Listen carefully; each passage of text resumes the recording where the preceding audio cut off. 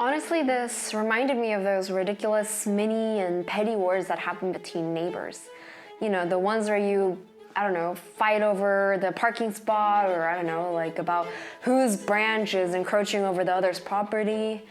All this, like installing security cameras, cutting fences, and sneaking behind each other's back and all that.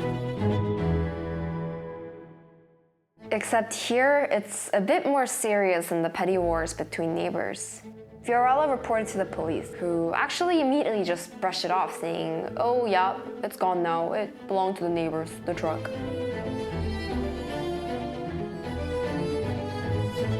I was actually kind of surprised. There was no punishment for the cow-bearing truck, clearly breaking park rules.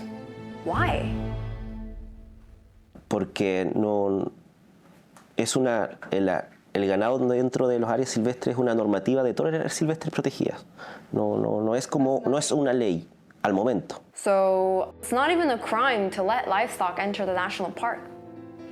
The only way to have legal action was to file against the damages occurred in the park. But even that was not very effective. Hicimos como 24 encierros, de las cuales, según los antecedentes que tenemos nosotros, solamente 2 llevaron a una acción con dinero y el resto no.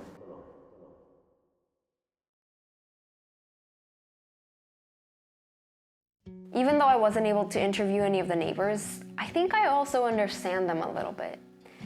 It's simply hard to maintain the vast livestock population with the small amount of land that they own if they were to continue their practices.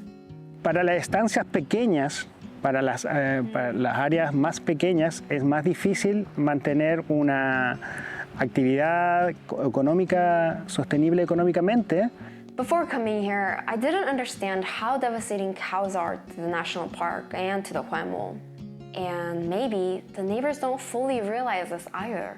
Esto no es de ahora, es de mucho tiempo y quizás yo creo que es una cosa de generación, quizás están acostumbrados a hacer las cosas así. Entonces, ese cambio de mentalidad de los vecinos creo que en algunos casos todavía no ocurre, y eso es un trabajo de largo plazo que pasa de generación.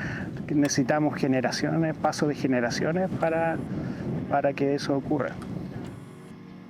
For the neighbors to transition towards a more sustainable way of farming, they would require things like clear financial incentives, technical support, and also environmental education. The park will continue to pursue different avenues to mitigate the cows. Rangers like Wayaha will continue using horses to drive the cattle away from wildlife. Hersom will file stronger legal action, and Catalina will secure the borders. But perhaps most important of all, without the cooperation between the neighbors and the park, there will be no future in Chile's national treasure. On my last day at Torres Paine National Park, as a good tourist that I am, I hiked up to the last Torres towers with Barbara and Fiorella.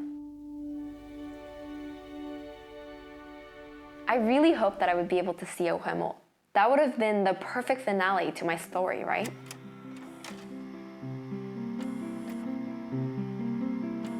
So, how do you conserve what you don't see? Let's go back to the question I posed earlier.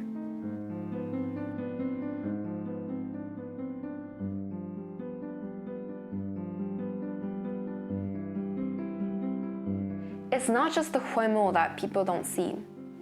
It's also the hidden disruption of the entire ecosystem that's caused by humans, from cows trampling on the Lenga forest to tourists encroaching on Huemul habitat. It's so beautiful. It's the flower. Oh yeah! It could be a good Huemul habitat. To see the Huemul means to see the imprint of our actions in the environment. And here in Torres Paine, I think I saw it.